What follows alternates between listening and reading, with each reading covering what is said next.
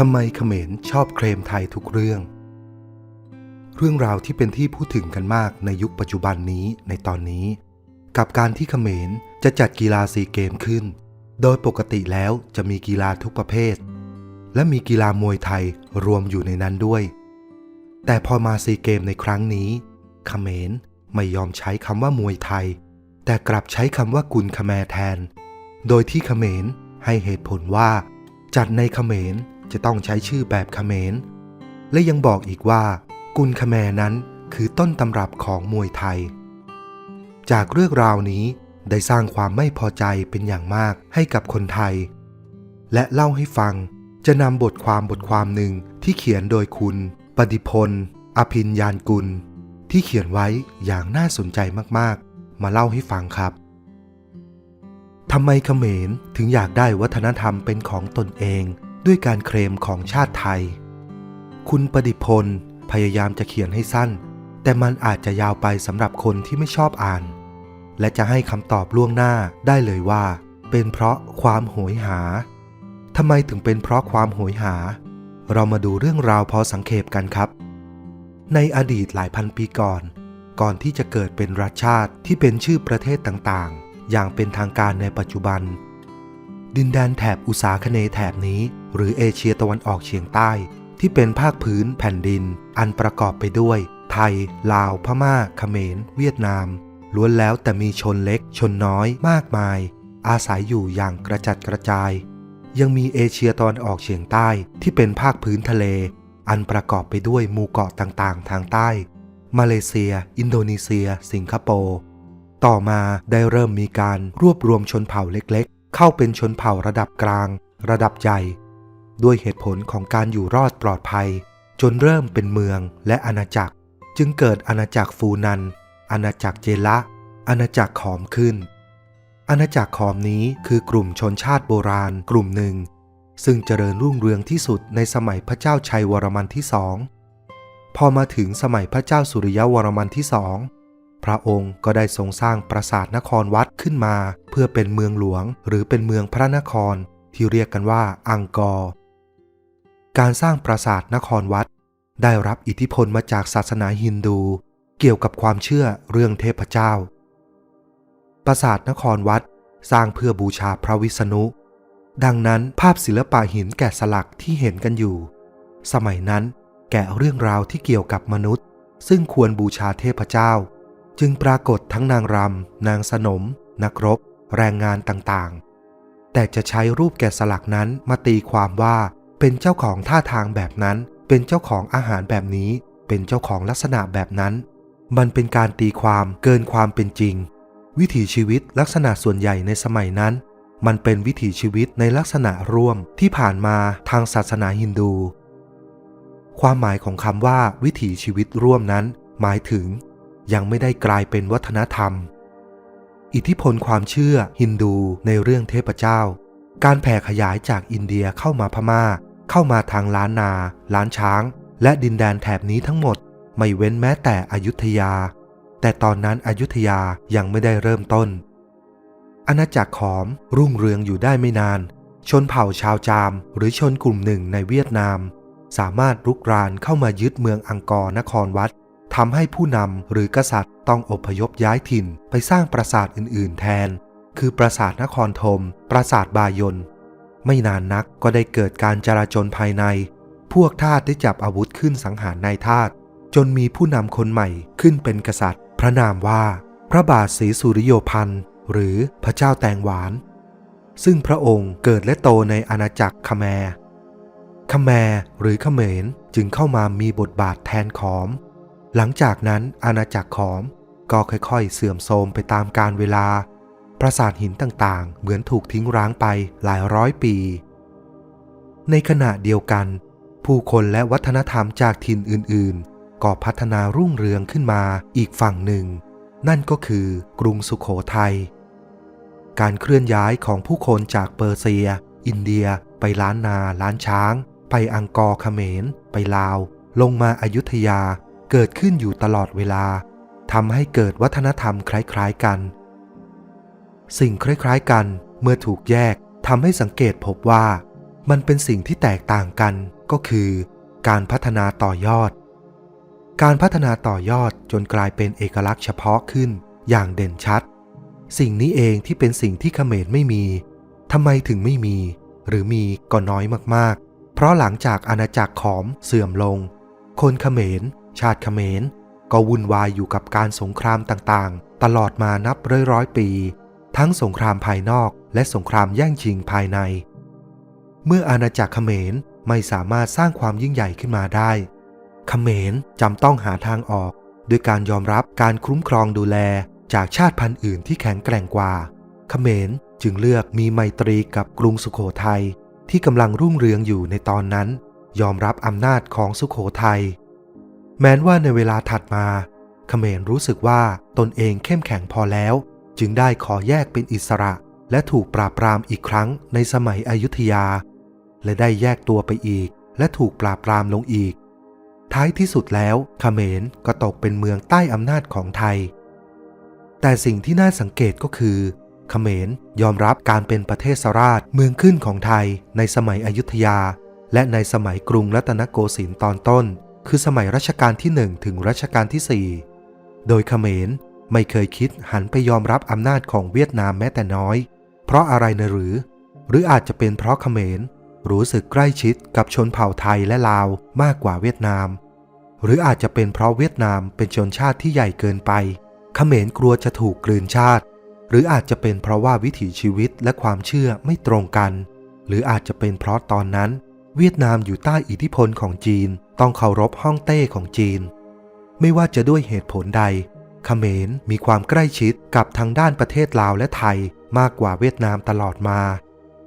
อย่างที่กล่าวข้างต้นเขมรเป็นชนชาติที่ถูกสงครามปกคลุมตลอดหลายร้อยปี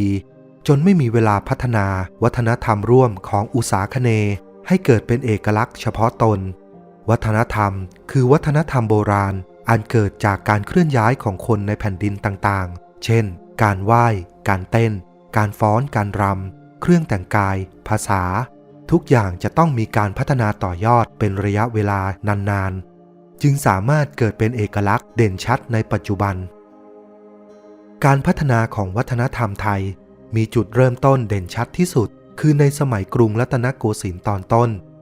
ตอนนั้นแผ่นดินไทยภายในเริ่มสงบสุขการเรียนรู้เริ่มแตกฉานการกดดันจากชาติมหาอำนาจฝรั่งภายนอกทำให้เราต้องเก่งให้ทันพม่าถูกอังกฤษรุกรานเวียดนามถูกฝรั่งเศสยึดครองแล้วขยับมายึดเอาเขมรหรือกัมพูชาในปัจจุบันเข้าเป็นอาณานิคมที่เรียกกันว่าอาณานิคมอินโดจีนส่วนไทยหรือสยามหลังจากตำรับตำราข้อมูลเรื่องราวเกี่ยวกับแผ่นดินของตนเองถูกเผาหายไปในการเสียกรุงศรีอยุธยาครั้งที่2พอเริ่มรัชกาลที่1เป็นต้นมาจึงได้มีการฟื้นฟูค้นหาบันทึกและต่อยอดทั้งวรรณคดีวัฒนธรรมประเพณีทำต่อเนื่องตลอดมาทุกๆราชการการฟ้อนรำโบราณจึงเกิดขึ้นและพัฒนาอย่างเป็นรูปแบบการละครจึงพัฒนาให้มีความโดดเด่นเครื่องแต่งกายจึงพัฒนาให้เกิดความงดงามทุกๆด้านจึงเกิดการพัฒนาเรื่อยมาความสนใจความใส่ใจของผู้นำคือประสิทธิภาพที่ดีโชคดีที่ยุคตั้งต้นของกรุงรัตนโกสินทร์เรามีพระมหากษัตริย์ที่แสดงความมุ่งมั่นสร้างเอกลักษณ์ของชาติวัฒนธรรมร่วมเป็นของตายตัวแต่การพัฒนาวัฒนธรรมร่วมนั้นจนเป็นเอกลักษณ์ให้โลกได้รู้จักกลับเป็นความสามารถเฉพาะตัวเฉพาะชนเผ่าเฉพาะท้องถิ่นต้นกรุงรัตนโกสินทร์เขมรคือประเทศราชของไทยกษัตริย์เขมรจะต้องส่งรัชทายาทมาอยู่ในกรุงเทพเพื่อแสดงความจงรักภักดีกับพระมหากษัตริย์ของไทยและพระมหากษัตริย์ของไทยนั้นจะอุปถัมภ์รัชทายาทเขมรเป็นลูกบุญธรรมมีประเพณีที่ทราบกันทั้งเขมรและไทยว่าเมื่อใดที่รัชทายาทเขมรจะทรงขึ้นครองราชย์จะต้องให้พระมหากษัตริย์ไทยเป็นผู้ทำพิธีสวมมงกุฎให้จึงจะครองเมืองได้ในสมัยรัชกาลที่4เมื่อฝรั่งเศสบุกกัมพูชาฝรั่งเศสเรียกร้องให้กัมพูชายอมรับอำนาจของเขาฝรั่งเศสจะแต่งตั้งกษัตริย์กัมพูชาเองแต่กษัตริย์กัมพูชาปฏิเสธและบอกว่าไม่ได้ เพราะพระองค์เองเป็นกษัตริย์ภายใต้การสวมมงกุฎจากพระมหากษัตริย์แห่งสยามเครื่องราชกุฏภัณฑ์ของเขมรเครื่องใช้ในพิธีสถาปนาขึ้นเป็นกษัตริย์อยู่ที่กรุงเทพช่วงเวลาตอนนั้นชนชั้นสูงเจ้านายกษัตริย์ของเขมรส่วนมากจะอาศัยอยู่ที่สยามพวกเขาจึงศึกษาเล่าเรียนอยู่ที่สยามกล่าวได้ว่าอ่านเขียนพูดคุยภาษาไทยได้มากกว่าภาษาเขมรของตนเองด้วยซ้ำเขมรจึงได้มีการเปลี่ยนแปลงขอให้ครูจากสยามไปถ่ายทอดการรำการเรือนการศิลปะต่างๆให้ที่ประเทศของตนจุดนั้นก็คือจุดพึ่งเริ่มต้นที่เขมรได้เรียนรู้วัฒนธรรมศิลปะจากกรุงรัตนโกสินทร์ของไทยซึ่งเป็นยุคที่ไทยเราได้ฟื้นฟูวัฒนธรรมจนเป็นต้นแบบเอกลักษณ์ต่างๆในปัจจุบันก่อนที่ต่อมาเขมรจะดัดแปลงท่วงท่าต่างๆให้เข้ากับลักษณะของชนชาติของตนเสียดายที่ชนชาวเขมรไม่มีเวลาพอไม่สามารถพัฒนาต่อยอดจนเกิดเอกลักษณ์งดงามเฉพาะได้เพราะเขมรตกอยู่ใต้อิทธิพลของฝรั่งเศสวัฒนธรรมของตนเองจึงหยุดชะงักและถูกวัฒนธรรมฝรั่งเศสเข้าควบคุมเป็นช่วงเวลาที่เขมรเคว้งคว้างหาตัวตนไม่พบการเวลาต่อมาหลังจากฝรั่งเศสแพ้สงครามอินโดจีนโดนเวียดนามสั่งสอนไล่เตะตูดกลับไปชาวเขมรจึงได้เรียนรู้คำว่าเอกราชความรู้สึกในเอกราชมีเพียงแวบเดียวยังหายใจได้ไม่ทันเต็มปอดก็พบเคราะห์ซ้ำกรรมซัดแทนที่จะได้พัฒนาเศรษฐกิจและวัฒนธรรมกลับเกิดสงครามกลางเมืองขึ้นมาเป็นสงครามของชาวเขมรด้วยกันที่เรียกว่าเขมร3ฝ่ายรบกันเองฆ่ากันเองโดยมีคอมมิวนิสต์จากเวียดนามสนับสนุนอีกฝ่ายมีการฆ่ากันเกลื่อนเมืองกระดูกกองกันเป็นภูเขา8 ปีกว่าๆตายไปถึง 300,000 คนเขมรเป็นชนชาติที่น่าเห็นใจแผ่นดินตนไม่เคยสงบจากไฟสงครามแล้วจะเอาเวลาที่ไหนไปพัฒนาวัฒนธรรมให้เกิดเอกลักษณ์ได้แค่ถือปืนไปทำนารอการเรียกตัวไปร่วมรบอย่างอื่นก็ไม่ต้องทำอะไรแล้วขณะนั้นไทยเราพัฒนาประเทศไปได้ระยะหนึ่งมีการเปลี่ยนแปลงการปกครองในสมัยพ.ศ. 2475 แล้วจนเข้ามาสู่ยุคคึกฤทธิ์ปราโมช พ.ศ. 2518 เป็นนายกรัฐมนตรีฝ่ายเขมรแดงชนะพลพตจึงได้เกิดเป็นประเทศกัมพูชาประชาธิปไตยปัจจุบันชื่อว่าราชอาณาจักรกัมพูชาเกิดขึ้นภายหลังเมื่อกลายเป็นประเทศไม่ได้หมายความว่าจะพบกับความสำเร็จความเจริญทันทีด้วยการเมืองของเขมรเพิ่งเริ่มต้นพอเริ่มต้นก็เกิดกลุ่มการเมืองต่างๆยังคงจับอาวุธต่อสู้แย่งชิงกันโกงการเลือกตั้งแอบฆ่า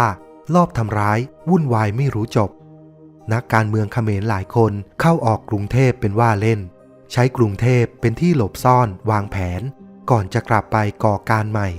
วนเวียนแบบนี้อีกหลาย10 ปีจริงๆแล้วเขมรพึงยุติความวุ่นวายแม้จะไม่ทั้งหมดและก่อร่างสร้างตนไม่กี่10 ปีหลังในยุคของฮุนเซนนี่เองการสงครามความไม่สงบทำให้พวกเขาก้าวช้ากว่าคนอื่นพอก้าวเดินได้ก็มุ่งหน้าพัฒนาเศรษฐกิจจากนั้นจึงค้นหาความเป็นตัวตนของตนเองมันจึงเป็นความรู้สึกโหยหาอดีตที่ขาดหายไปเมื่อโหยหาและใจร้อนไม่สามารถอดทนรอได้เพื่อการสร้างอัตลักษณ์ของตนเองขึ้นมาได้ดังใจวิธีการที่ง่ายที่สุดในการสร้างตัวตนของชาติก็คือการเอาของที่คนอื่นมีอยู่มาเป็นของตนเองอย่างดื้อๆหรือที่คนทั่วไปเรียกกันว่าการเคลมเป็นการเคลมอย่างเคลิบเคลิ้มเคลมโดยไม่รู้ว่าผิดหรือละอายจึงเกิดขึ้นอย่างต่อเนื่องมาหลายปีและยังเกิดขึ้นอีกต่อไปวัฒนธรรมต่างๆในดินแดนไทยพม่าลาวเขมรมาเลทั้งเอเชียตะวันออกเฉียงใต้นั้นเป็นวัฒนธรรมที่ผสมผสานที่มีร่วมกันมาตั้งแต่โบราณอยู่ที่ว่าใครชาติใดจะพัฒนาต่อยอดในสิ่งต่างๆให้ดียิ่งขึ้นเพื่อเป็นเอกลักษณ์ของประเทศนั้นๆไม่ควรมาบอกว่าใครหรือผู้ใดคิดค้นหรือด้อยค่าเพราะผู้ที่พูดนั้นก็ไม่สามารถพิสูจน์ได้ว่าใครเริ่มคิดค้นกันแน่เพราะไม่มีใครเกิดทันดังนั้นจงอยู่ร่วมกันอย่างมีความสุขดีกว่าพัฒนาใครพัฒนามัน อย่าเคลมหรือด้อยค่ากันอย่าโหยหามากจนเกินควรเพราะวัฒนธรรมที่สูญหายไปแล้วและไม่มีการต่อยอดให้ดีขึ้นก็จะกลายเป็นว่าไร้อารยธรรมไปได้เช่นกัน